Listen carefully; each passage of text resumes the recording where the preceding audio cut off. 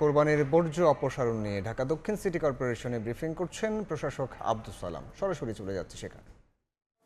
যে আমরা নির্দিষ্ট স্থানগুলো যে সিলেক্ট করে দিয়েছিলাম, সেই নির্দিষ্ট স্থানগুলোতে আসলে মানে তারা সেইভাবে যায়নি মানে ম্যাক্সিমামই যায় নাই, খুব অল্প, এটাকে কাউন্ট করা যায় না খুব একটা।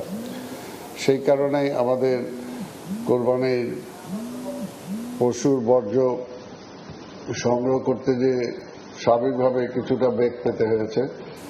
এবং আরেকটা যেটা, যে একদিক দিয়ে পরিষ্কার হয়, আবার আরেক দিক দিয়ে আবর্জনা ফেলে, এইটাও একটা মানে অন্যতম কারণ।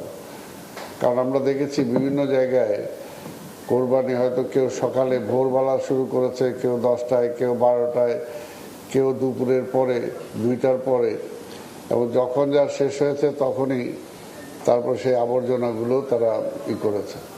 তবে আমি তারপরও ঢাকাবাসীকে ধন্যবাদ জানাতে চাই যে এবার পুরোপুরি না হলেও অনেকাংশে তারা চেষ্টা করেছে। যে আমরা যে চটের ব্যাগ দিয়েছি, এবং কিছু কিছু জায়গায় তারা নিজেরাও চটের ব্যাগ সংগ্রহ করে সেগুলোতে আবর্জনা তারা ফেলেছে।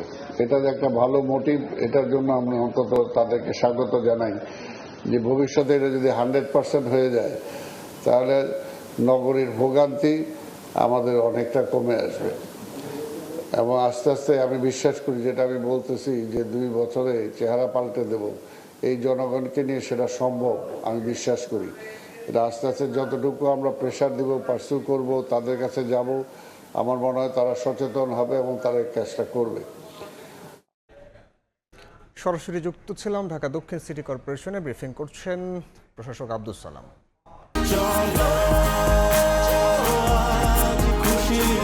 40 বছর ধরে অসংখ্য খুশির মিছিলে ছিল আইডিএলসি, থাকবে আগামীতেও।